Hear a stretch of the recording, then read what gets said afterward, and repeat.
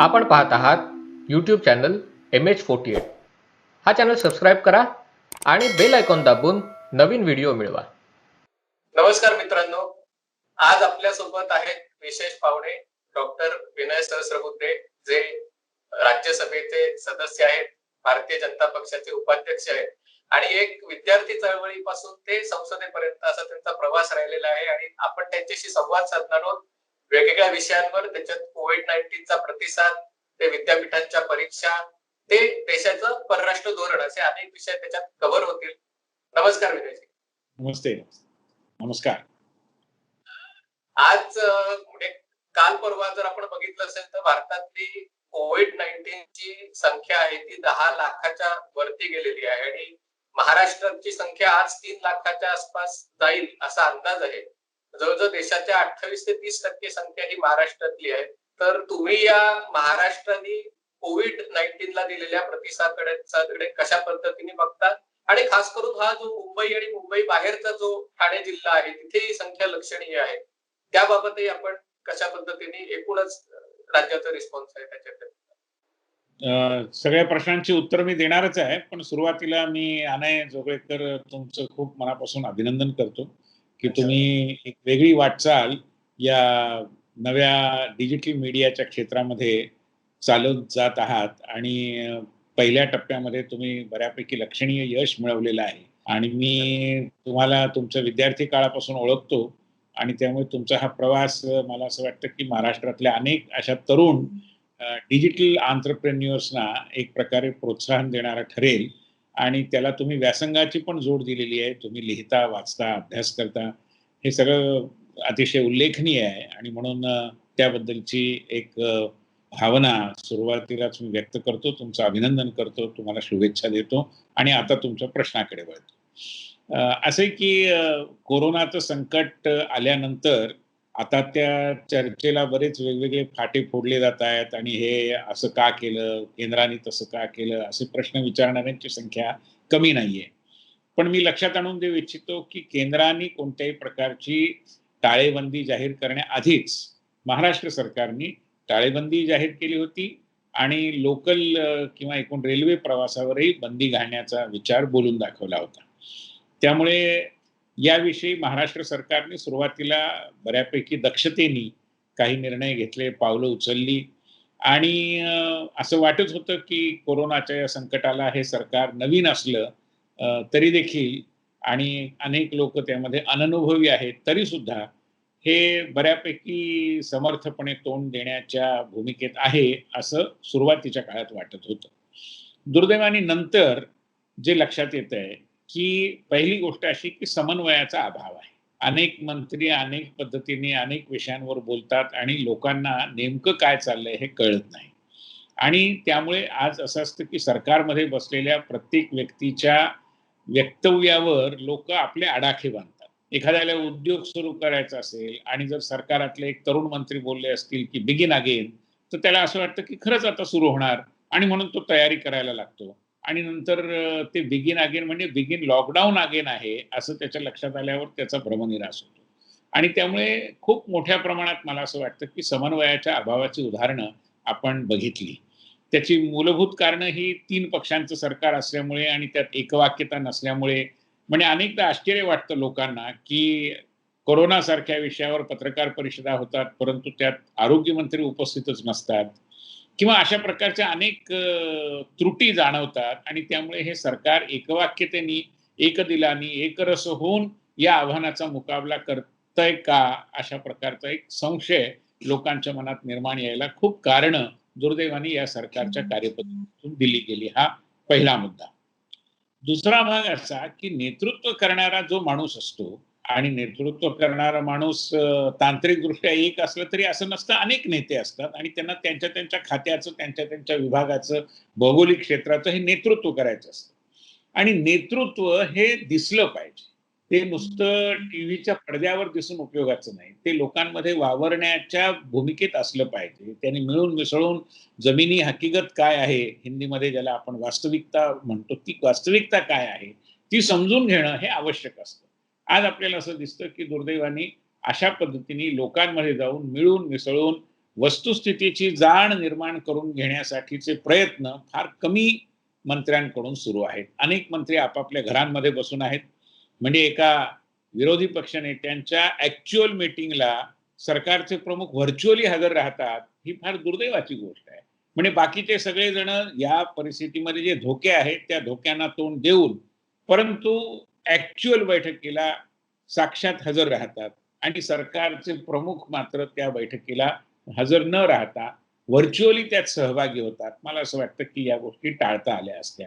परंतु दुर्दैवाने तसं झालं नाही आणि त्यामुळे एका अतिसुरक्षिततेच्या कवचामध्ये राहून ही परिस्थिती हाताळण्याचा प्रयत्न होतोय की काय, असा संदेह निर्माण होतो आणि कुठलाही संदेह हा आत्मविश्वासाला एक प्रकारे पाचर मारणारा असतो आणि तसं झालेलं आहे की लोकांना या प्रकारच्या सरकारविषयीच्या विश्वासामध्ये, त्याच्याविषयी जो भरोसा वाटायला हवा, त्या भरोश्यामध्ये निश्चितपणाने खूप मोठी कपात झालेली आहे. खूप मोठं डेफिसिट या सरकारच्या बद्दल निर्माण झालेलं आहे. हा दुसरा भाग.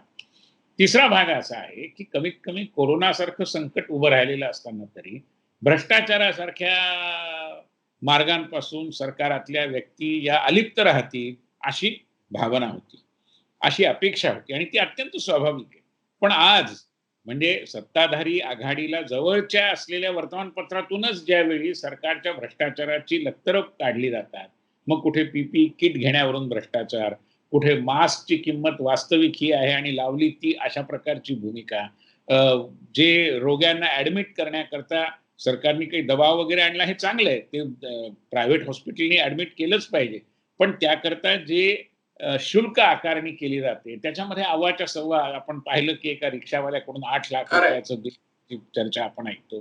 त्यामुळे हे जे सगळं चाललं आहे त्यामुळे मुळातच विरत चाललेल्या किंवा ढासळत चाललेल्या या जनविश्वासाला खूप मोठा तडा बसलेला आहे आणि त्यातूनही मला असं वाटतं की या सरकारच्या बद्दलचं एक परसेप्शन डेफिसिट असं मी त्याला आत्ता म्हणतो.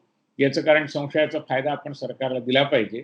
पण महाराष्ट्र सरकारबद्दलचा जो काही जनमनातला भाव आहे त्याच्यामध्ये खूप मोठी वजाबाकी झालेली आहे आणि हे जे डेफिसिट आहे, ही जी तूट आलेली आहे लोकसदिच्छा किंवा लोकांच्या भावनेच्या संदर्भामध्ये, ती मला असं वाटतं की कोरोनाबद्दलच्या लढाईत कुठेतरी आपल्याला मागे खेचते आहे. आणि त्यामुळे लोकांमध्ये आज या सगळ्या विषयामधलं जे गांभीर्य असायला हवं ते गांभीर्य निर्माण होत नाही, कारण सरकारच किती गंभीर आहे याबद्दल लोकांच्या मनात संशय निर्माण होतो. आणि मला असं वाटतं की आजची तातडीची गरज हा संशय संपुष्टात आणण्याची आहे. याबाबत मी फक्त एकच प्रश्न तुम्हाला विचारतो की समन्वयाचा अभाव जे आपण म्हणलात आणि इथे काँग्रेस आणि राष्ट्रवादी हे दोन पक्ष 1999 पासून एकमेकांसोबत आहेत. भाजप आणि शिवसेना यांनीही युतीचं राजकारण 25 वर्षाहून जास्त काळ केलेलं आहे. म्हणजे तसं म्हटलं तर आघाडीत फक्त एका पक्षाची भर पडलेली आहे. म्हणजे असं नाही की यांच्यापैकी कुठल्या पक्षांना युती किंवा आघाडीचा अनुभव नाहीये. मग असं असूनही समन्वयाचा अभाव का निर्माण व्हावा? या प्रश्नाचं उत्तर सरकारातल्या व्यक्तींकडनं अधिक चांगल्यापणाने मिळू शकतं. पण एक राजकारणाचा विद्यार्थी या नात्याने जर मी या सगळ्या तंत्राकडे बघितलं तर मला असं आढळतं की पूर्वी राष्ट्रवादी आणि काँग्रेस यांचं सरकार जेव्हा केव्हा महाराष्ट्रात होतं तेव्हाही ते फार एकोप्याने आणि एकदिलाने काम करत होतं असं नव्हतं. किंबहुना या सरकारची जी गच्छंती झाली त्याचं एक महत्वाचं कारण हे होतं की त्यांच्यात समन्वयच नव्हता आणि शेवटी तर दोघांनी स्वतंत्र लढायचं असं ठरवून ते सरकारातनं बाहेर पडले आणि अल्पमतात आलं. त्यामुळे महाराष्ट्राला राष्ट्रपती राजवटीचा अनुभव घ्यावा लागला, हेही आपण जाणतो. 2014ची गोष्ट मी सांगतोय आपल्याला. आणि त्यामुळे मुळातच सख्य नसलेले दोन तथाकथित मित्र हे एकत्र येण्याच्या बहाण्याने केवळ सत्तेवरती डोळा ठेवून हातमिळवणी करतात. तिथेच मुळात जनता द्रोह आहे, पहिली गोष्ट.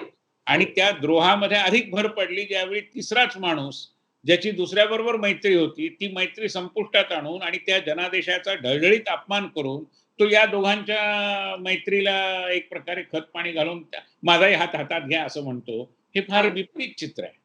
म्हणजे लोकांनी दिलेल्या जनादेशाचा इतका ढळढळीत अपमान याच्या आधी कधी झाला नसेल, अशा प्रकारचं हे चित्र आहे. आणि त्यामुळे मला असं वाटतं की महाराष्ट्रातल्या जनतेला या सरकारबद्दल विश्वास वाटण्याजोगं वातावरण निर्माण करण्यात काही मूलभूत अडचणी आहेत. इथे आता प्रश्न निर्माण होतो, जसं तुम्ही म्हणालात की राज्यात पुनश्च हरिओम किंवा मिशन बिगिन अगेनची सुरुवात होते आणि वेगवेगळ्या महापालिकांच्या क्षेत्रामध्ये कडकडीत लॉकडाऊन लावला जातो. आणि अशा प्रकारच्या वातावरणामुळे लोकांच्याही मनात संभ्रम निर्माण होतो. अशीच काहीशी परिस्थिती दिल्लीमध्येही आपण बघत होतात की निर्माण झाली होती. 5 लाखाच्या वर केस जातील असं म्हटलं जात होतं. पण तिथे मात्र म्हणजे केंद्रीय गृहमंत्री अमित शहा आणि मुख्यमंत्री अरविंद केजरीवाल म्हणजे तसं त्यांच्यातलंही नातं बघितलं किंवा आम आदमी पक्ष आणि भाजपातलं नातं बघितलं दिल्ली विधानसभा निवडणुकांच्या ह्याच्यातलं. पण तिथे आता एक प्रकारचा समन्वय, एक प्रकारचे 2 विरोधी विचारांचे पक्ष एकत्रित काम करतायत आणि दिल्लीमध्ये फरक पडलेला जाणवतोय. तर काय झालं दिल्लीत असं वेगळं आणि अशी गोष्ट महाराष्ट्रात होऊ शकेल का? असं आहे की दिल्ली हा केंद्रशासित प्रदेश आहे. राष्ट्रीय राजधानी क्षेत्र आहे. त्यामुळे केवळ राज्य सरकारवर आणि नायब राज्यपालांवर सोडून केंद्र सरकार त्याकडे स्वस्थ बघण्याच्या भूमिकेत येऊ शकत नाही. आणि बरोबर. त्यामुळे केंद्राने स्वाभाविकपणे राष्ट्रीय राजनैतिक क्षेत्र आहे. अनेक विदेशी वकिलांची कार्यालये इथे आहेत आणि या सगळ्यांच्या सुरक्षिततेची आपल्यावर जबाबदारी आहे. म्हणजे देशाचीच सगळी जबाबदारी आहे, पण स्वाभाविकरित्या राजधानी क्षेत्राच्या जबाबदारीत एक वेगळे महत्वाचे धागे, संदर्भ खरंय. जोडलेले आहेत. आणि त्यामुळे त्यात पुढाकार घेऊन स्वतः अमित शहा यांनी अ, नायब राज्यपाल, मुख्यमंत्री, सगळे महापौर, सगळ्या महापालिका यांना एकत्रित करून एक प्रकारे समन्वयाचा एक मार्ग आखून दिला. मोठ्या प्रमाणात इथे चाचण्या होतील याची व्यवस्था केली. त्याचबरोबर हॉस्पिटल्स उभं करण्याकरता वेगवेगळ्या ट्रस्टची मदत घेतली, स्वयंसेवी संस्थांची मदत घेतली. या सगळ्यातून दिल्लीतली परिस्थिती आटोक्यात आली. आणि राष्ट्रीय म्हणजे केंद्र सरकारमधील आमच्या गृहमंत्र्यांनी यात पुढाकार घेतला. त्याचं इथल्या मुख्यमंत्र्यांनी स्वागत केलं.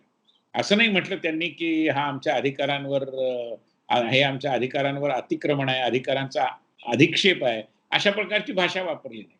आणि त्यामुळे ते तुलनेने सहज शक्य होतं. दिल्ली हे छोटं क्षेत्र आहे राज्याच्या तुलनेने. त्याही दृष्टीने त्याचा एक उपयोग झाला.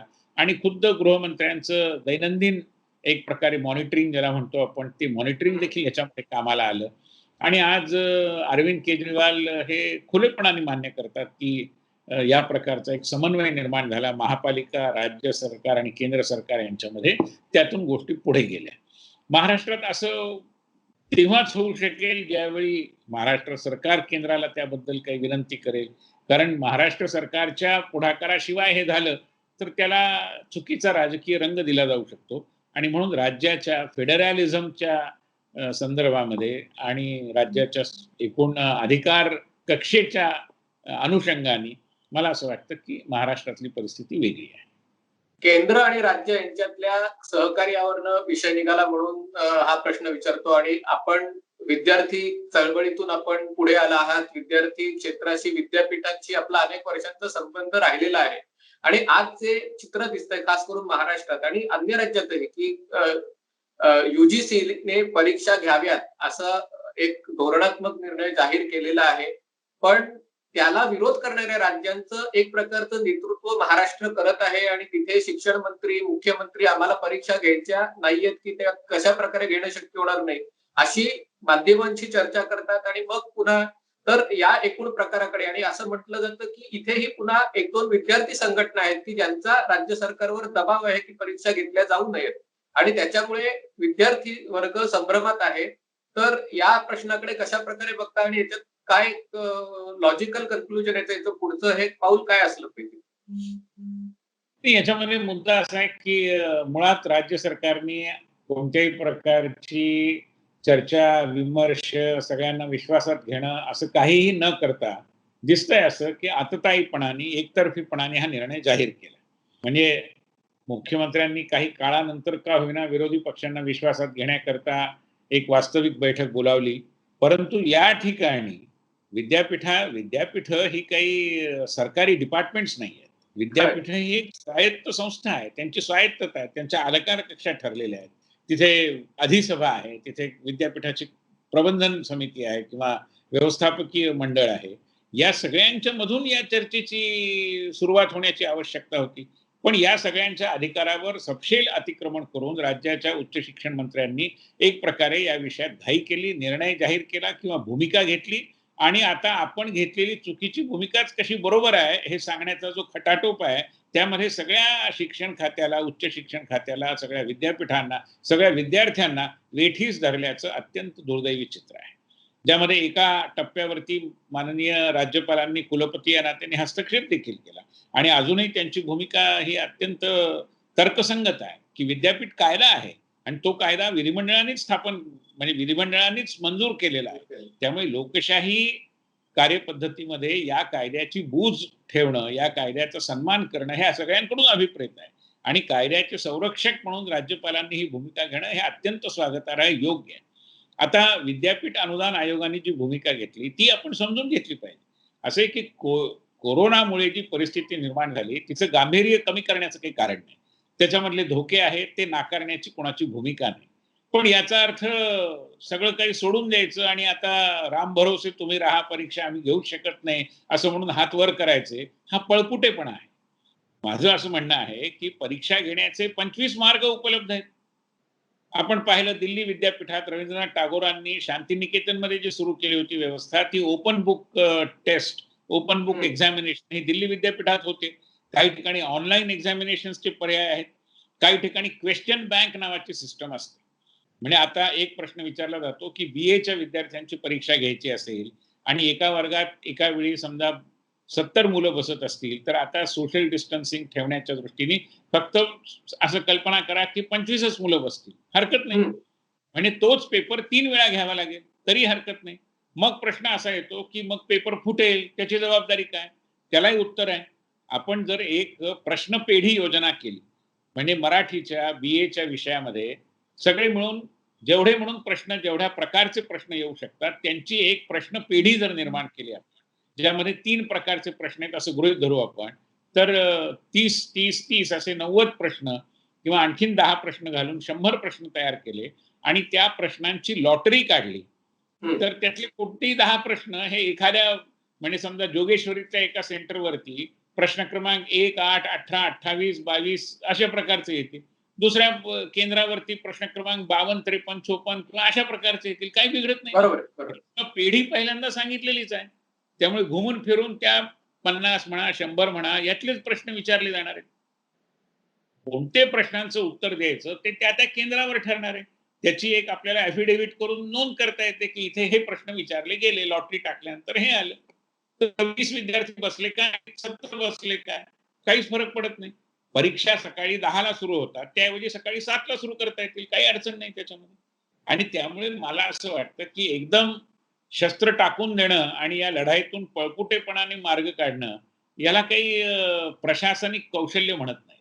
ही तर शरणागती आहे. माझं असं म्हणणं आहे की विद्यार्थ्यांच्या आणि याचं हे मी का सांगतोय, आपल्याकडे पु. ग. खेर हे मुख्यमंत्री होते आणि त्यांच्या काळामध्ये असं जुनी मंडळी सांगतात की एकदा शालांत परीक्षा मंडळाच्या प्रश्नपत्रिका, उत्तरपत्रिका जिथे ठेवल्या होत्या त्या गोदामाला आग लागली आणि त्यामुळे उत्तरपत्रिका सगळ्या जळून गेल्या.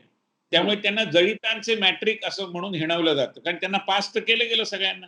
आता तुम्ही सर्टिफिकेटावर लिहा किंवा लिहू नका. 2020 मध्ये झालायस का तू ग्रॅज्युएट असं म्हटलं तर अर्ज बाजूला ठेवतील. लोकांना माहिती आहे की हा कसा ग्रॅज्युएट झाला, याला प्रमोटच केलेलं आहे, पूर्वीचे सरासरी मार्क धरले. बरं सरासरी मार्क धरण्यामध्ये 50% विद्यार्थ्यांचा लाभ होईल, 50% विद्यार्थ्यांचं नुकसानही होईल. हे का नाही आपण गृहीत धरलं? त्यामुळे यामध्ये उद्या महाराष्ट्रातला विद्यार्थी कुठेतरी युनायटेड नेशन्सच्या एखाद्या पदाकरता अर्ज करू लागला आणि त्याच्या ग्रॅज्युएशन सर्टिफिकेटवर 2020 चा शिक्का असेल का नाही? तुम्ही बरे तो कोरोनाचा शिक्का मारू नका जसं एका कृषी विद्यापीठाने केलं आणि त्याबद्दलची सरकारने भूमिका बदलली आता आणि तो शिक्का मारण्याची गरज नाही. पण शिक्का मारावा न मारा, कोरोना काळात पास झालेला, परीक्षा न देता पास झालेला, हा जो काही त्याच्या भाळी लिहिलेला वज्रलेप आहे तो निघू शकणार आहे का? तो निघणार नाही. आणि मग त्याचा कोणताही गुन्हा नसताना एक प्रकारे या अपमानजनक स्थितीला तोंड द्यावं लागेल. यावरचा उपाय हा आहे की तुम्ही डिसेंबर पर्यंत कधीही परीक्षा घ्या, काही बिघडत नाही. क्लासेस आधी सुरू करा आणि डिसेंबर पर्यंत परीक्षा कधी जर घेतली तर मी स्वतः 78 साली ग्रॅज्युएट झालो. तर आमच्या BAच्या फायनल इयरच्या परीक्षा या ऑक्टोबरमध्ये झाल्या, ज्या एप्रिलमध्ये व्हायला हव्या होत्या. का? कारण प्राध्यापकांचा संप होता. परीक्षा मे मध्ये झाल्या पण निकाल आमचे ऑक्टोबर नोव्हेंबरमध्ये लागले आणि त्यामुळे डिसेंबरमध्ये आमचं पहिलं टर्म सुरू झालं ते जानेवारीत लगेच संपून गेलं. हम्म. आता असं करता येतं, अशी उदाहरणं झालेली आहेत. त्यामुळे म्हणजे मार्ग काढता येतो. एवढं ठरवलं तर विस्तून मार्ग जाण्याचं, भांबावून जाण्याचं आणि अरे बापरे आता काय, आता आम्ही करूच शकत नाही अशी भूमिका घेणं, हा सोपा मार्ग आहे, हा सोयीचा मार्ग आहे, पण हा सुयोग्य मार्ग नाही. तर मार्ग काढण्यावरनं पुन्हा सरकारचा परवाचा निर्णय आहे की या कोविड-19च्या क्रायसिसमुळे राज्यातल्या स्थानिक स्वराज्य संस्थांच्या ग्रामपंचायतींच्या निवडणुका राहिलेल्या आहेत आणि परवा सरकारने ग्रामविकास खात्याने असा निर्णय घेतला की या वर्षी 31 डिसेंबर पर्यंत ज्या ग्रामपंचायतींच्या निवडणुका होणार आहेत तिथे प्रशासक नेमावा आणि तो प्रशासक नेमण्यासाठी पालकमंत्र्यांनी शिफारस करावी. तर याच्यातनं जी एक व्यवस्था निर्माण होऊ पाहते की राजकीय कार्यकर्ते न निवडले जाता ग्रामपंचायतींचे प्रशासक म्हणून समोर येतील आणि त्याला विरोधी पक्षनेते देवेंद्र फडणवीसांपासून ते प्रकाश आंबेडकरांपर्यंत सर्वांनी विरोध केलाय.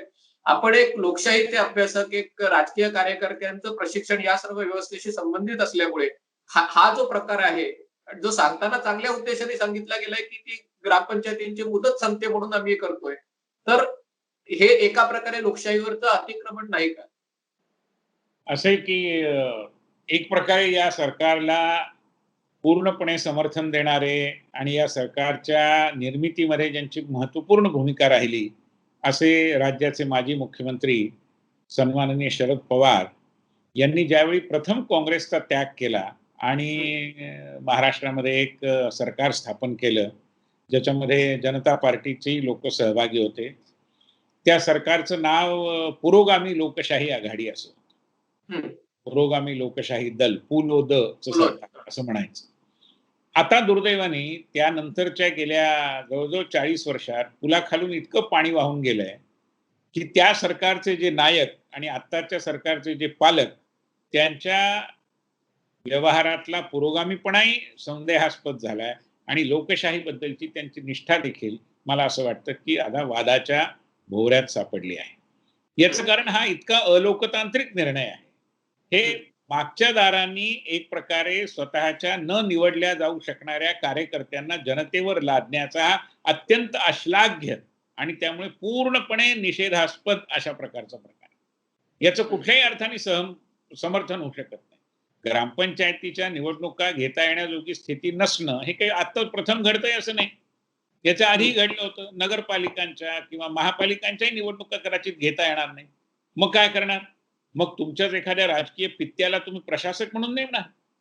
असं होऊ शकत नाही. हे कायद्याच्या कक्षेत कसं येतं किंवा काय येतं त्यावर मी टिप्पणी करणार नाही.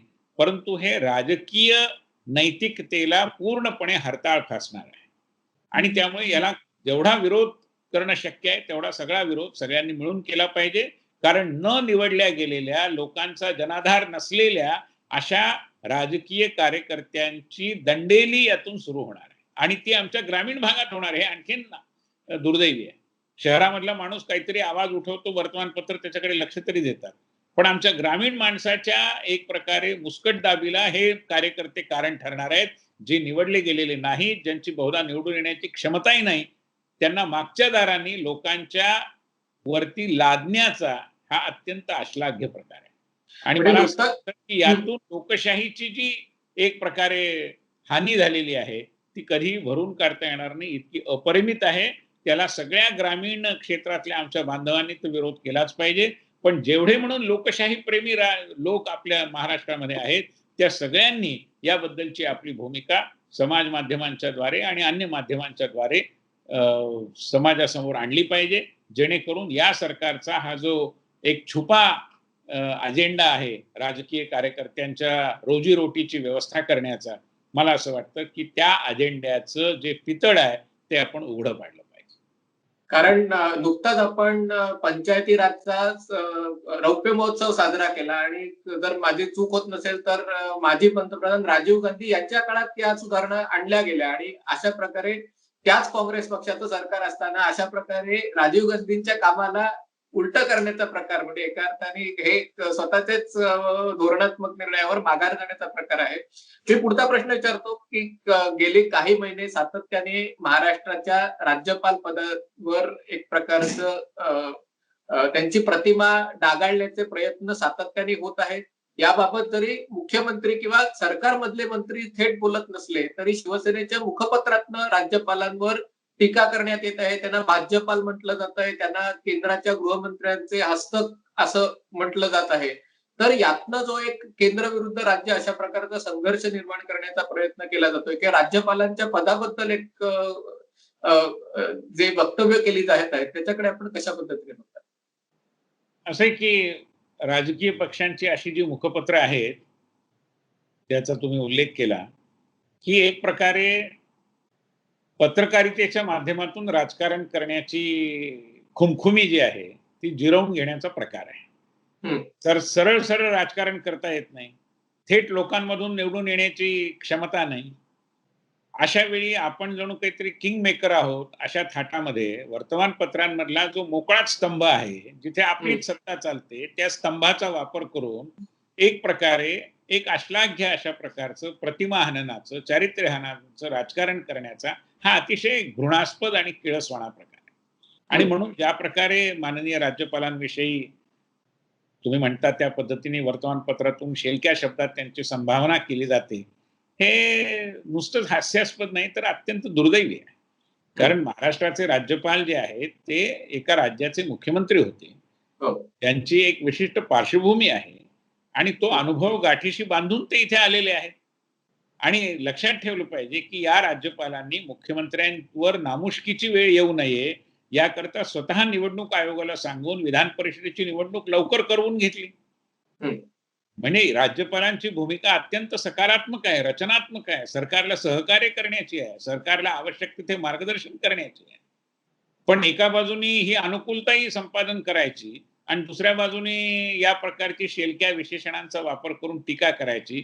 मला असं वाटतं की हे राजकीय प्रामाणिकतेला हरताळ फासणारं तर आहेच, परंतु जे आपले सर्वसामान्य संकेत असतात सभ्य समाजामधले, त्या संकेतांना देखील एक प्रकारे हरताळ फासणार आहे. अशा प्रकारची टीका केली जाते कारण त्याच्या मागे सांगितलं जातं की कुठेतरी भारतीय जनता पक्ष हे जे महाविकास आघाडीचं 3 पक्षांचं सरकार आहे ते पाडण्याचे प्रयत्न करत आहे आणि ऑक्टोबरमध्ये च्या आत निवडणुका घ्यायचं योजना चालू आहे. म्हणजे कालच विरोधी पक्षनेते देवेंद्र फडणवीसांनी स्पष्ट केलं की आम्हाला हे सरकार पाडण्यात अजिबात रस नाहीये. तरी सत्ताधारी पक्षाचेच लोक म्हणत असतात की सरकार पाडायचे प्रयत्न होत आहेत आणि त्याच्यासाठी मध्य प्रदेश आणि राजस्थानचं उदाहरण दिलं जातं. आपण भारतीय जनता पक्षाचे मध्य प्रदेश राज्याचे प्रभारी म्हणून आहात आणि त्यामुळे ज्या घटना मध्य प्रदेशमध्ये घडल्या आणि जे सत्तांतर झालं त्याची आणि महाराष्ट्राची किंवा मध्य प्रदेश आणि राजस्थानची महाराष्ट्राची तुलना होऊ शकते का? असं आहे की मध्य प्रदेशातल्या घटना आणि त्याच्या मागे तिथले तरुण नेते जे आता आमच्या पक्षाचे एक महत्वाचे नेते बनले आहेत, ज्योतिरादित्य सिंधिया, यांना मिळालेली अपमानास्पद वागणूक, त्यांना आत्ता काँग्रेसमधले जे सत्ताधारी घराणं आहे त्यांच्याकडून त्यांची झालेली मानहानी, अशा अनेक घटना होत्या, अशा अनेक गोष्टी होत्या. आणि त्या गोष्टींमुळे वैतागून जाऊन, विटून जाऊन, कंटाळा येऊन, निराश होऊन जर ज्योतिरादित्य सिंधिया यांनी एखादं पाऊल उचललं असेल, तर त्याला भारतीय जनता पार्टी जबाबदार आहे असं म्हणण्यात मला नाही वाटत की काही तथ्य आहे. हा पूर्णपणे त्यांचा निर्णय आहे. तो त्यांना आधी घेता आला असता, तो त्यांना नंतरही घेता आला असता, पण त्यांनी एका विशिष्ट वेळेला तो निर्णय घेतला. तो निर्णय घेतल्यानंतर जी राजकीय परिस्थिती निर्माण झाली त्यात स्वाभाविकरित्या भारतीय जनता पार्टी बहुमतात आली आणि बहुमतात आल्यामुळे आम्ही सरकार स्थापनेचा दावा केला आणि शिवराज सिंग चौहान हे मुख्यमंत्री झाले. आता याच्यामध्ये आम्ही फोडाफोडी केली, आम्ही काहीतरी राजकारण केलं असा प्रश्नच येत नाही. राजस्थानात जे घडलंय त्याच्याबद्दल आता प्रतिक्रिया व्यक्त करण्याची गरज नाही, परंतु हा पूर्णपणे आपलं घर ज्यांना सांभाळता येत नाही त्यांच्या अकार्यक्षमतेचा, त्यांच्या फाजील आत्मविश्वासाचा, त्यांच्या लोकांना गृहीत धरण्याच्या प्रवृत्तीचा मला असं वाटतं की हा सगळा परिणाम आहे. आणि त्यामुळे असा परिणाम महाराष्ट्रात घडेल का नाही हे सांगायला मी ज्योतिषी नाही. परंतु महाराष्ट्रातलं सरकार पाडण्यात कोणाला इंटरेस्ट आहे का? तर भारतीय जनता पार्टीला अजिबात इंटरेस्ट नाही. हे मुख्यमंत्री असलेले आमचे माजी मुख्यमंत्री म्हणजे आणि आताचे विरोधी पक्षनेते देवेंद्र फडणवीस यांनी वारंवार स्पष्ट केलेलं आहे. त्यामुळे त्याच्यात मी भर घालण्याची गरज नाही, हे उघड आहे. परंतु हे सरकार चालवण्यात सत्ताधारी आघाडीला रुची आहे का हा मुद्दा आहे आणि त्याचं उत्तर त्यांनी दिलं पाहिजे. तसं नसतं तर जाहिरातींचं निमित्त करून एकमेकावर दुगाण्या धाडल्या नसत्या. तसं नसतं तर खाजगीमध्ये लोक वेगवेगळ्या पद्धतीने बोलले नसते. तसं नसतं तर कोण कोणाच्या घरी जातो आणि सिनियर नेता जातो ज्युनियरच्या घरी का ज्युनियर येतो सिनियरच्या घरी, याच्या चर्चा रंगल्या नसत्या. त्यामुळे हे जे काही चाललं आहे त्याच्यातनं प्रश्न निर्माण होतो की यांनाच मुळात सुशासन देण्यात कुठलीही रुची नाहीये.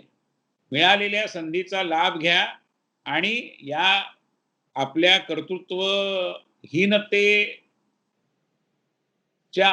म्हणजे कर्तृत्वहीनता असताना देखील नशिबाने हा जो प्रवाह आपल्या अंगणात खेळतो आहे त्याच्यात हात धुवून घ्या, एवढा एकमेव कार्यक्रम चाललेला आहे. आणि त्यामुळे या पद्धतीने निवडून न आलेल्यांना कुठेतरी सत्तेवर बसवा किंवा जे आम्ही ऐकतो भ्रष्टाचाराची प्रकरणं, त्या प्रकारची प्रकरणांच्या चर्चा असतील किंवा जी सुंदोपसुंदी आहे. आता मी ठाण्यातून येतो आणि तुम्ही ठाण्यात राहता. तुम्हाला माहिती आहे की ठाण्यामध्ये 2 मंत्र्यांचं आपापसात पटत नाही. बरोबर आहे.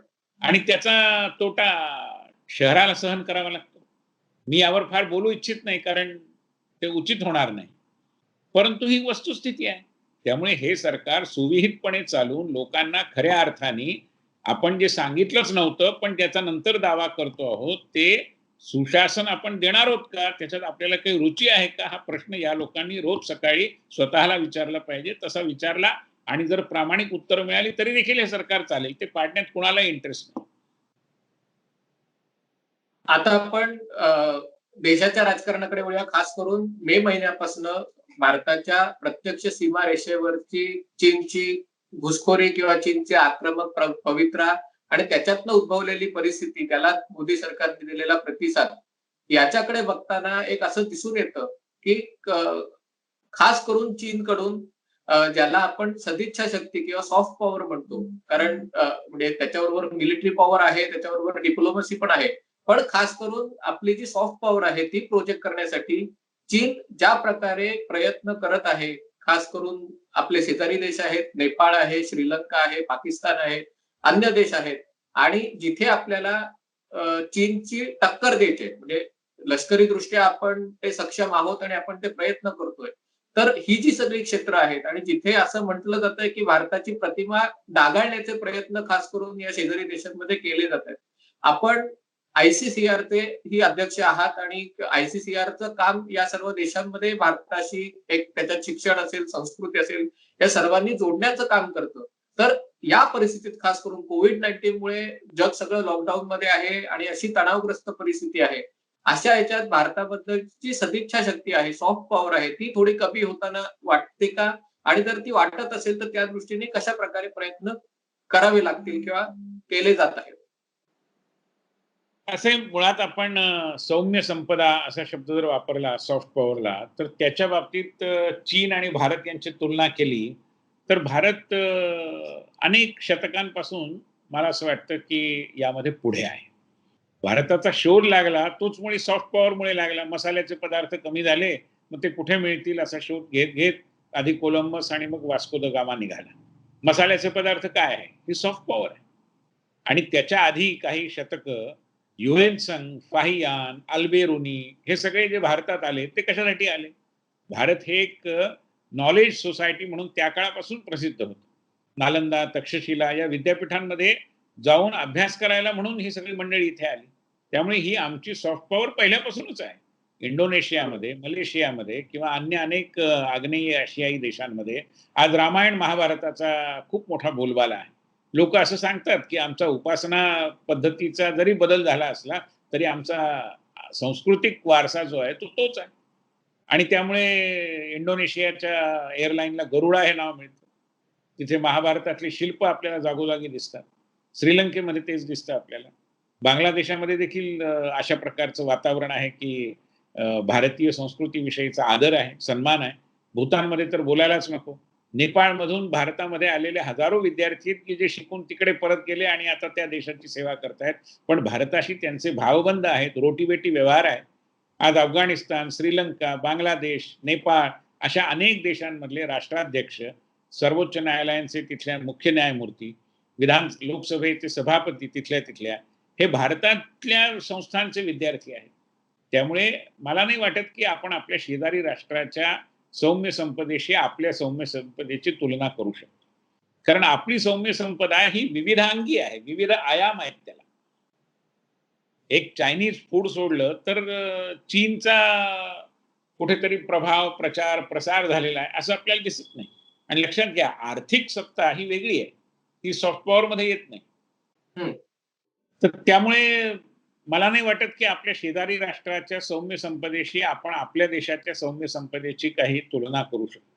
आणि त्यामुळे त्या विषयात आपला प्रभाव म्हणा किंवा आपल्याबद्दलची एक स्वागताची, सदिच्छेची भावना हे आपल्या सर्व शेजारी राष्ट्रांमध्ये आहे आणि त्याच्या पलीकडे देखील आहे. आज अफगाणिस्तानमध्ये हजारो विद्यार्थी ICCRच्या पाठ्यवृत्ती घेऊन शिकून मोठमोठ्या पदांवर विराजमान आहेत. त्यांच्या मनात भारताविषयीची एक स्वाभाविक एक आत्मीयतेची भावना आहे, आपुलकीची भावना आहे. इराणमध्ये आपण जा, इराणमध्ये आता इराणचं आणि चीनचे संबंध काही नव्या पातळीवर गेले अशी चर्चा आपण ऐकतो. बरोबर. इराण पर्शियन भाषा आणि भारतामधली आपली प्राचीन संस्कृत भाषा या दोन्हीचा व्याकरणकार एकच आहे, तो म्हणजे पाणिनी. आणि त्याविषयी आपण चर्चासत्र घेतली पाहिजेत, या समानतेच्या संबंधात अधिक काम केलं पाहिजे, अशी इराणच्या राष्ट्राध्यक्षांची भूमिका होती. आम्ही ICCRने सेमिनार घेतला आणि तिथल्या विद्यापीठांनी मला विचारलं, की आमच्या इराणच्या तेहरान विद्यापीठामध्ये आम्ही उपनिषद शिकवतो, तुमच्याकडे कुठे शिकवतात का?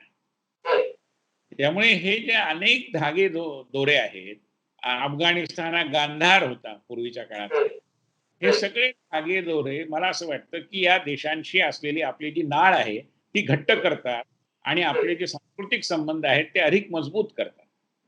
आणि त्यामुळे रामायण महाभारतासारखी महाकाव्य ज्या देशात जन्माला आली, महात्मा गौतम बुद्धासारखा एक फार मोठा चिंतक आणि एक आध्यात्मिक त्याचा एक नवा मार्ग ज्यांनी दाखवला, अशा प्रकारचा एक विश्वगुरु एका अर्थाने भारतामध्ये जन्माला आला आणि तिथून त्याचा संदेश जगात सगळीकडे गेला.